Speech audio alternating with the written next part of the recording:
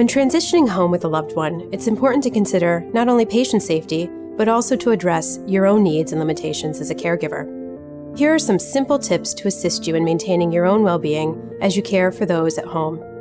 We'll address tips for keeping caregivers safe and injury-free, using adaptive equipment and assistive devices to simplify daily living, and safe-proofing the home to prevent falls.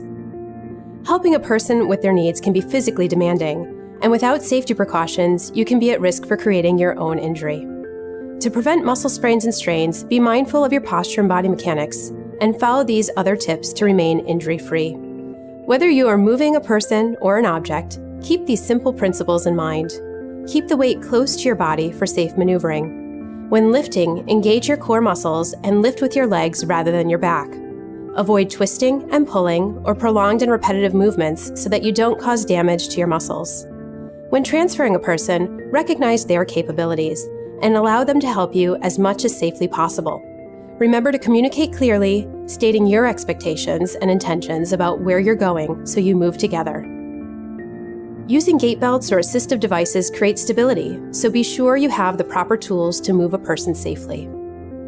Never grab a person underneath the arm or allow them to hold you by your neck.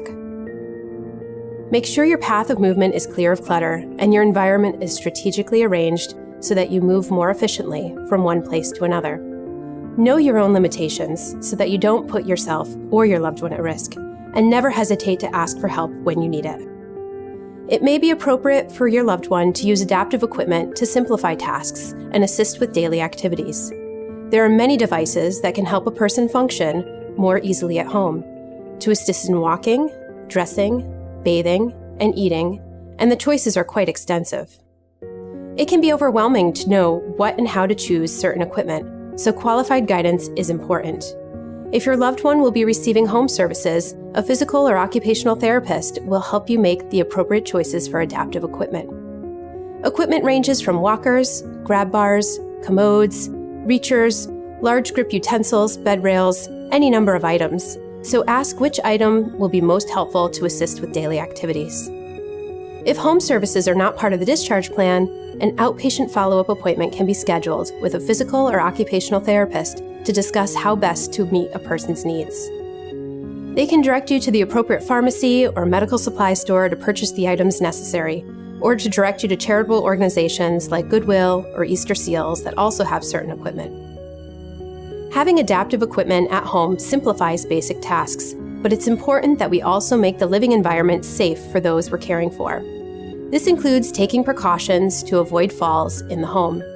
Because we spend most of our time at home, it is here where we have the greatest risk of falling. It's important not to overlook safety hazards that pose risks to our welfare at home. It may surprise you that most fall injuries occur at ground level rather than an elevated surface.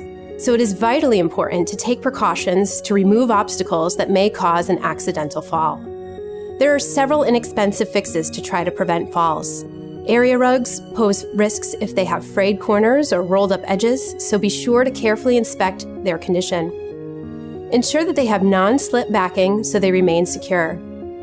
Establish clear walking paths to each area of the home, removing electrical cords or obstacles like boxes, newspapers, or shoes to avoid tripping.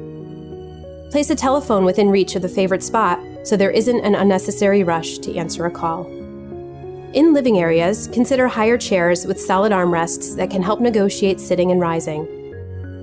It's important to take safety measures in the bathroom, especially because wet floors increase the risk of a fall. Be sure to clean up water leaks or spills as soon as they happen and use non-slip flooring in the bathroom. Step-in showers or installing a shower seat might be appropriate. Make sure one can reach shampoos and soap with ease. If necessary, install a raised toilet seat and consider installing handrails around the tub and toilet to aid with stability.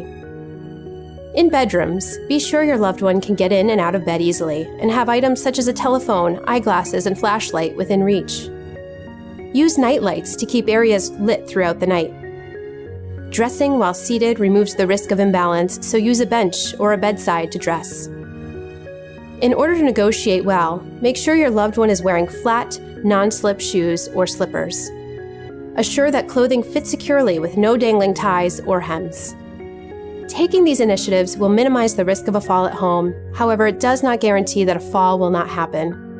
We want to assure that you feel safe with your loved one by offering our Lifeline Medical Alert Service, which will be presented by our Griffin Hospital Lifeline Coordinator.